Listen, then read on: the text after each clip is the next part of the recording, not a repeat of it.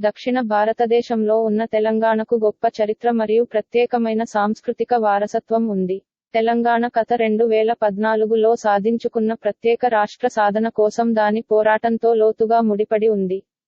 ఇక్కడ క్లుప్త అవలోకనం ఉంది. చారిత్రక నేపథ్యం: తెలంగాణకు వేల సంవత్సరాల నాటి చరిత్ర ఉంది. పురాతన శిలాయుగం నుండి మానవ నివాసాలను సూచించే పురావస్తు ఆధారాలతో ఇది శాతవాహనులు, కాకతీయులు మరియు కుతుబ్ షాహీలతో సహా వివిధ రాజవంశాలచే పరిపాలించబడింది. ప్రతి ఒక్కటి ఈ ప్రాంతం యొక్క సంస్కృతి మరియు వాస్తుశిల్పంపై ఒక ప్రత్యేక ముద్ర వేసింది.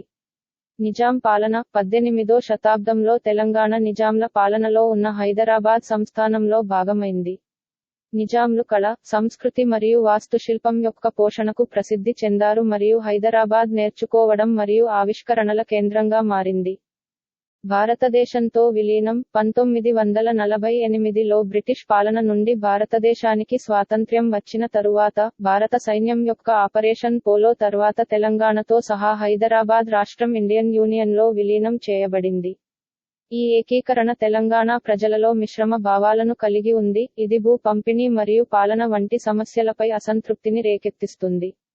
తెలంగాణ ఉద్యమం: 20వ శతాబ్దం చివరలో తెలంగాణ ప్రత్యేక రాష్ట్రం కోసం డిమాండ్ ఊపందుకుంది, ఆర్థిక మరియు రాజకీయ అట్టడుగునకు సంబంధించిన మనోవేదనలకు ఆజ్యం పోసింది. ఈ ఉద్యమం విస్తృతమైన నిరసనలు, సమ్మెలు మరియు రాజకీయ సమీకరణను చూసింది. ఉద్యమకారులు దాని ప్రత్యేక భాష, తెలుగు, మరియు సాంస్కృతిక గుర్తింపుతో ప్రత్యేక రాష్ట్ర హోదాకు అర్హులని వాదించారు.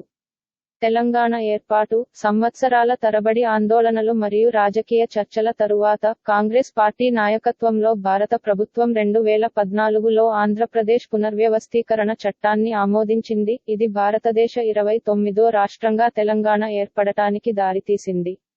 తెలంగాణ రాష్ట్రానికి తొలి ముఖ్యమంత్రిగా కేసీఆర్ గా పేరుగాంచిన